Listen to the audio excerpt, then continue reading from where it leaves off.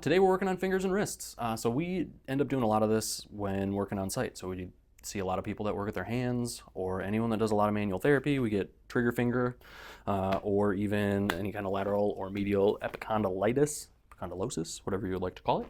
We're going to use a few different tools today, including the floor. You can also do this on a bench or a table, whatever we really need to get ourselves into position. But just like a lot of the rehab we do, we start with either cars or pails and rails. Today, we're going to start with some wrist, pails, and rails, and especially we want to get into some wrist extension. So what I am going to have Andy do here, so we're going to work all the way back as far as we can. We're going to make sure we're getting fingers involved. So throughout this whole thing, we're going to have as wide of a hand as we can. They're going to come down next to him. And then what he is going to do is use his body to sit back as far as he can. There are a few ways to make this easier or harder. Harder is if he scooches his hands forward or sits back, and the opposite is true for easier. He can either lean further forward or he can move his hands towards his feet. Once we get into a really good, intense stretch with these, again, we want to make sure fingers are nice and spread. We want to distribute the load throughout the entire hand, not just into the wrists. We want to make sure we're touching all the way through. We practice this stuff quite a bit. Andy's in a pretty good position. There are lots and lots and lots of people that have to be pitched quite forward and hands way back to make this actually work for them. But here's where we start. Just like with every other set of pails and rails we have ever done, we do 2 minutes of stretch first. Because this is a Instagram video, we are not at all going to sit here for 2 minutes, but It's been like 1 minute. maybe it has. And you know what? As I just am long-winded, the 2 minutes will pass easily.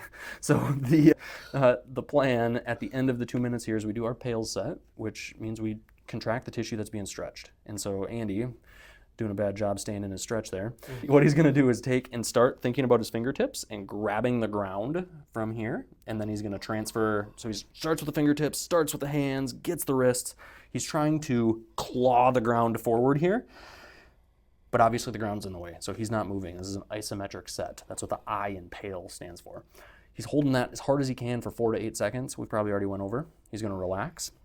And he's going to think about lifting his hand, his wrist, and his fingers off the floor. He won't be able to do it, but he's going to try really hard. The cool thing about this position is while he's doing that, he can also sit his body back farther and get more of a stretch. We basically want to get him into the deepest position that we can, and then he is going to stop here and relax, but not let himself come out of that stretch at all. What we do is we let another minute elapse here. We hang out, we chat, we do whatever we can, hopefully distract Andy so he doesn't realize he's torturing himself, and then we go and we do a whole nother set. And repeat one more time. So we do this 3 times in a row. I'll let him out though. So good. Now let's come out of there. The next step always after we've done something like open up space is we want to try to control that space. That is where a little finger band like this comes in. This thing has 5 nice little loops for each of your fingers. You can also use any like rubber band or hair tie or anything like that. You just kind of loop it around each finger and use it to open up. From there, just like with any good passive range hold, we're going to go here, and Andy is going to use his inside hand there to open up as wide as he can, and then he is going to try to hold that. Big tension, try to hold, try to hold, try to hold. If we can get to 30 seconds, that would be awesome. If we get to more like 5, that's fine too. But all we do with the passive range hold here every time, as soon as he starts to give up, is he sticks his other hand back in there, opens it back up. You can give it a second if you want here, but then he holds again. What we want to accumulate is somewhere around 2 minutes of time. That might take a really long time, or just, if you can do 4 30-second holds, that's easy peasy. For Andy, it might be more like 20, 25-second holds that he can do really over an entire day. It doesn't all have to happen right now. He can exhaust these muscles and come back in an hour and try again, because that needs some work. And that's where we are. We are manual therapists, right? That's how our hands get beat up. And so the next thing is we want to make sure that we're actually using that. So we have opened up space in our hand. We have now tried to use the muscles that hold our hand open. We're making them stronger, and then we're going to use them in some partial cars. All we're going to do is go wide as we can with our hands.